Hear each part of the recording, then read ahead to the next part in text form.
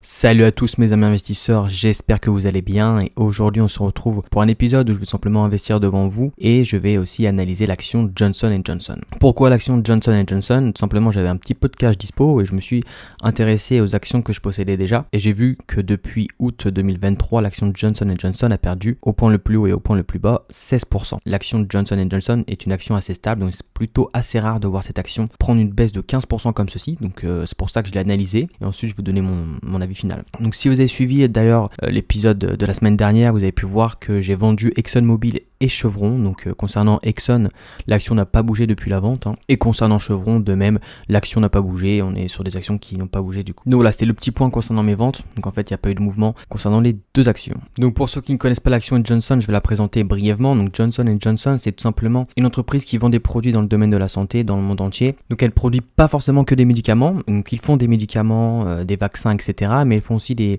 produits grand public. Donc dans les produits grand public, on va retrouver des soins pour bébés, des produits de santé, de beauté de la peau, mais aussi des produits de soins bucco-dentaires, donc pour tout ce qui est l'hygiène des dents. Sans doute connaîtraient leur marque la plus connue, je dirais, pour les Européens, Listerine, qui font des bains de bouche à la menthe, etc., mais à plusieurs goûts. Donc voilà, donc ils ont pas mal de produits, etc. Vous connaissez aussi sans doute peut-être Johnson & Johnson car ils ont fait un vaccin pour le coronavirus. Donc peut-être que ça vous dit quelque chose, peut-être que non. Mais voilà. Donc si vous ne connaissez pas l'entreprise encore aujourd'hui, c'est peut-être parce que voilà, elle n'est pas présente à 100% en Europe. Quand on regarde sa segmentation des ventes, on peut voir qu'elle est à 50% basée aux États-Unis, un petit peu en Europe, 25%, en Asie, en Afrique, etc. Donc on peut voir, on a vu qu'ils opéraient sous trois secteurs. Donc le pharmaceutique représente 55%, les équipements médicaux 30% et les consommateurs 16%. Donc c'est vraiment une petite partie infime. Donc voilà après pour la présentation générale de l'entreprise. Maintenant on va tout simplement attaquer le pourquoi du comment. L'action a perdu 16% depuis août. Donc je vous ai déjà préparé les petites slides, j'ai déjà analysé l'entreprise. Donc pourquoi c'est donc une mauvaise année pour Johnson & Johnson? Tout simplement parce que elle a perdu un procès dans lequel, en tout cas elle perd 9 milliards d'euros, elle va rembourser les victimes à hauteur de 9 milliards d'euros. Ça a été un scandale qui a été fait sur le talc. Donc le talc c'était un produit qui était utilisé pour les bébés et donc ça a été prouvé que le talc qui avait été utilisé par Johnson & Johnson ont causé le cancer. Donc ce produit n'est plus vendu par Johnson & Johnson depuis quelques années, donc il n'y aura pas de répercussions sur les chiffres d'affaires, etc. Ils vont pas enlever un produit du marché actuellement, mais donc comme on peut voir du coup, j'ai fouillé dans le transcript record du premier trimestre de Johnson & Johnson. Donc l'entreprise perd 68 millions de dollars au premier trimestre 2023. Pourquoi? C'est parce que tout simplement, il y a 7 milliards de dollars qui ont été considérés au premier trimestre 2023 à travers leur bilan, à travers leur compte de résultats, etc.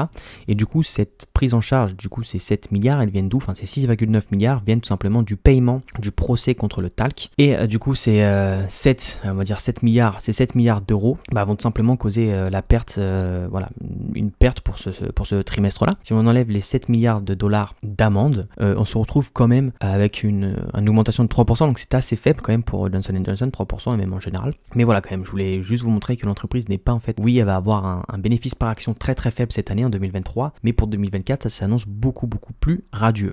Donc ensuite en ayant fouillé dans les résultats, dans les résultats du trimestre 2023, j'ai découvert que en fait concernant le bénéfice par action, Johnson & Johnson a augmenté ses prévisions, voilà, donc concernant les prévisions du deuxième trimestre 2023, donc on peut voir ici 10 dollars de PS, c'est une petite augmentation mais c'est quand même une augmentation positive qui est toujours positive pour l'investisseur. Ensuite concernant leur allocation de cash, leur stratégie d'allocation, donc une fois qu'ils ont des allocations, ils dépensent ce que l'entreprise a besoin pour faire fonctionner son entreprise et ensuite avec le cash flow qu'ils dégagent, ils vont se concentrer dans le dividende, la distribution du dividende, investir, donc ils vont prioriser l'investissement au versement de dividende et ensuite racheter des actions. Donc c'est positif, voilà, pour moi qui a une stratégie à dividende. Donc l'entreprise valorise tout d'abord les dividendes, puis ensuite l'investissement qui est tout à fait important pour pouvoir toujours continuer à grandir de plus en plus et ensuite rachète des actions pour donner plus de valeur aux actions qui sont sur le marché. Donc ça c'est très positif et ça fait toujours plaisir. Donc ensuite on peut voir que pour le trimestre 3 2023, donc ils ont dégagé 12 milliards de free cash flow, donc ce qui est tout simplement énorme, mais dans ces 12 milliards ils ont reversé versé 4 millions en recherche et développement, donc ce qui est vraiment énorme, c'est plus que les dividendes payés. Donc 3,4 milliards d'investis en R&D et 3 milliards de versés pour les dividendes. Donc par rapport au free cash flow, c'est quand même un bon ratio de distribution qui est assez faible. Là, on est autour de 33%. Donc pour une entreprise comme Johnson & Johnson, on va aller voir leur ratio annuel. Donc voilà, le ratio annuel tourne autour de 45% et 35%. Donc là, on est à entre 45% et 40%. Il est quand même en diminution d'année en année à peu près. L'année sera bien sûr biaisée par rapport au premier trimestre 2023 dû à la grosse amende qu'ils se sont tapés. Maintenant, en plus, on peut voir que depuis le début de l'année, Johnson & Johnson a racheté pour 2 milliards de dollars d'actions. Donc leur programme, il est terminé. Donc ils vont pas en racheter. Enfin, du moins, c'est pas prévu. Donc peut-être qu'ils vont le faire s'ils ont encore du très bon free cash flow. Donc voilà. Donc maintenant, je vous ai mis les résultats de chaque trimestre. Donc voilà. Donc depuis le début de l'année. Donc pour le premier trimestre 2023, on a une perte de 0,03 $ par action. Ensuite, le deuxième trimestre était très très positif avec 1,96 $ par action, donc une augmentation de 9% par rapport à l'année 2022. Et ensuite, le troisième trimestre 2023 qui était un peu décevant pour les investisseurs, avec qui on peut voir un bénéfice par action de 1,69, donc seulement une augmentation de 4,3%, sachant que Johnson & Johnson a des objectifs variant entre 5 et 6% de progression annuelle, donc c'est en dessous des objectifs, malgré le deuxième trimestre 2023, bah voilà, les investisseurs, ils n'ont pas laissé passer ça à Johnson & Johnson, donc ce qui explique un peu plus la baisse du cours de l'action. Maintenant, on va analyser fondamentalement l'action. Donc, chiffre d'affaires, on a une croissance, mais qui, attention, qui est très très faible. On est sur une croissance autour de 5-6% annuellement, contrairement à le SP 500 qui lui augmente à peu près de 9 ou 10% par an, c'est presque 2 fois moins. Donc les bénéfices nets, c'est aussi à peu près la même chose. Donc on est sur une belle croissance, mais attention, sur une croissance d'entre 5 et 6% annuel. Par contre, concernant le free cash flow, voilà, on a une petite baisse depuis 2020. Donc ça, c'est assez négatif, c'est à surveiller. Bon, surtout que voilà, ils doivent payer leurs dettes, etc. Donc le free cash flow est forcément en baisse. Maintenant, concernant le rachat d'actions, le nombre d'actions en circulation de Johnson & Johnson continue de baisser constamment. En plus, entre 2022 et 2023, on a pu voir une belle baisse. Et comme dit auparavant, ils continuent encore à racheter d'actions, donc le nombre devrait encore diminuer. Concernant la dette nette de Johnson & Johnson, donc pour ceux qui ne savent pas ce qu'est la dette nette, ça va être simplement les dettes totales de Johnson & Johnson moins le cash, moins les liquidités. Donc attention, c'est pas la dette totale, c'est bien sûr la dette nette. Donc on peut voir qu'il y a eu un petit pic en 2023, tout simplement dû à l'amende qu'on a parlé auparavant. Donc là, on était monté à presque 30 milliards de dettes, mais là on est redescendu directement à 6,41 milliards d'euros de dettes. Et comme on peut le voir depuis 2019, avant cette amende, la dette nette de Johnson & Johnson est très maîtrisée et même en décroissance. Concernant le retour sur investissement sur le capital utilisé, donc l'objectif est toujours d'être à plus de 12%, parce que cela veut dire on va investir de l'argent, et l'argent qu'on va investir, on veut qu'on ait un rendement, et ça va tout de suite influer sur le free cash flow,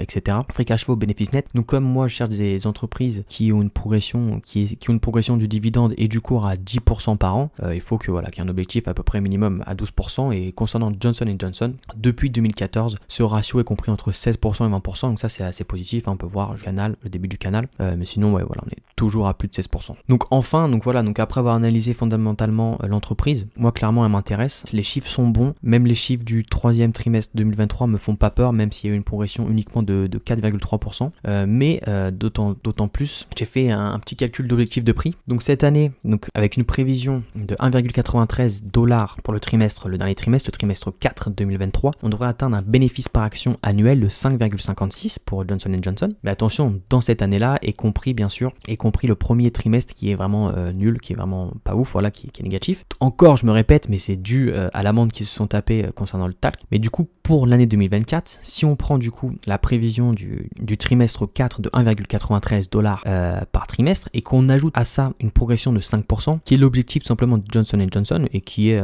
dans les standards de Johnson & Johnson, ce qui nous ferait tout simplement un bénéfice net par action de 8,11 $ l'année pour l'année 2024. Donc, je vais tout simplement multiplier ce bénéfice par action par rapport au PE ratio. Donc, on va prendre des PE ratios historique pour Johnson & Johnson. Donc on va remonter à 2019. Donc on peut voir que le point les plus bas concernant le PE ratio de Johnson & Johnson, c'est aux alentours de 20. C'est un PE de 20, donc ça va être tout simplement le PER le plus petit, donc ça va être l'estimation la plus faible pour ma part. Donc c'est un PER de 20. Après on va prendre un PER intermédiaire. Donc pour le PER intermédiaire, je me suis situé sur 22, qui est une zone dans laquelle Johnson & Johnson passe assez souvent, hein. On peut voir que plusieurs fois aller autour de 22. Et ensuite, on va prendre un PER un peu plus optimiste, un PER de 25. Donc là, si je suis toujours sur l'historique du PER de Johnson & Johnson, 25, donc ce sont des niveaux, voilà, un petit peu plus que la moyenne, mais pas non plus très haut, hein. Si j'aurais pris un ratio encore plus entre un ratio extrêmement optimiste, là ce serait plutôt des ratios autour de 30, mais on va rester assez prudent et puis on va prendre un ratio de 25. Donc avec ceci, on va tout simplement multiplier le PER par le bénéfice par action, ce qui va nous donner l'objectif. Donc l'objectif avec le plus de retenue, voilà, c'est 162 $, donc ce qui fait quand même une plus-value possible avec le prix actuel de 150 $ de 7%. Si on prend un PER de 22, ça nous donne tout de suite une action à autour de 180 $, et là ça nous fait une plus-value de 18%. Je rappelle en un an, parce que c'est l'objectif fin 2024 pour ma part, moi je m'attends à ce que Johnson & Johnson atteigne ce prix à la fin de l'année 2024. Et enfin, un PER un peu plus euphorique, mais pas non plus extravagant. On se retrouve avec un prix de 200 $, donc là ce serait une plus-value de 34%. Donc moi je me fixe un objectif tout simplement de cours à 180 $, ce qui me pourrait me faire potentiellement une plus-value de 18%. Maintenant si on retourne dans le prix de l'action, donc on peut voir que 180 $, hop, on va retourner ici, serait le plus haut de l'action. Ça serait le plus haut all-time à la fin de l'année 2024, donc il y a un an à attendre. Ce sont quand même des grosses estimations, mais comme dit auparavant, les fondamentaux de Johnson & Johnson sont très bons malgré la faible progression. C'est une entreprise, voilà, qui chaque année arrive à faire sa progression de 5 à 6%. Donc moi je crois beaucoup en l'action, c'est donc pourquoi je vais doubler ma position de Johnson & Johnson, hein, pas non plus extravagamment, mais on va doubler la position. Donc voilà, donc comme après vous avoir montré à travers mon analyse, je vais tout simplement me renforcer en direct en live avec vous mes actions Johnson & Johnson, donc j'en possède déjà. Hop, donc toutes mes achats sont en moins-value, mais c'est pas grave, comme je voulais vous montrer, moi j'ai confiance à l'action et je vais ajouter 400 $ cash, sans TP, aucun TP, aucun stop loss, voilà, ouvrir la position. Et du coup ça fait une position à 400 $ sur Johnson & Johnson. On va aller ajouter ça directement dans mes positions. Donc Johnson & Johnson, donc on a investi 800 $ pour un PRU de 156,42. Ça l'a bien fait baisser mon PRU, donc ça c'est super, je suis assez content. Tac, et on va réduire bien sûr le cash que j'ai sur eToro qui est à 319,60 maintenant. Donc voilà, donc ma position de Johnson & Johnson a été doublée. On n'est pas encore sur des valeurs extrêmes, mais ça représente une petite part de mon portefeuille, 3,35 dans le panier haut des actions, parce que j'ai quand même 50 actions. Comme vous l'avez vu à travers mes vidéos, j'essaie de diminuer mon nombre d'actions, mais du coup ce qui me fait voilà, atteindre ce petit niveau pour Johnson & Johnson et avec une moins-value de 2%, donc qui est encore très faible. Donc voilà, donc c'est la fin de cette vidéo pour Johnson & Johnson. Si elle t'a plu, n'hésite pas à mettre un like, un commentaire, à t'abonner, ça me ferait super plaisir, ça me soutient et en plus voilà, ça donne du référencement pour la chaîne, donc ça m'aide forcément. Sur ce, je vous dis tchuss.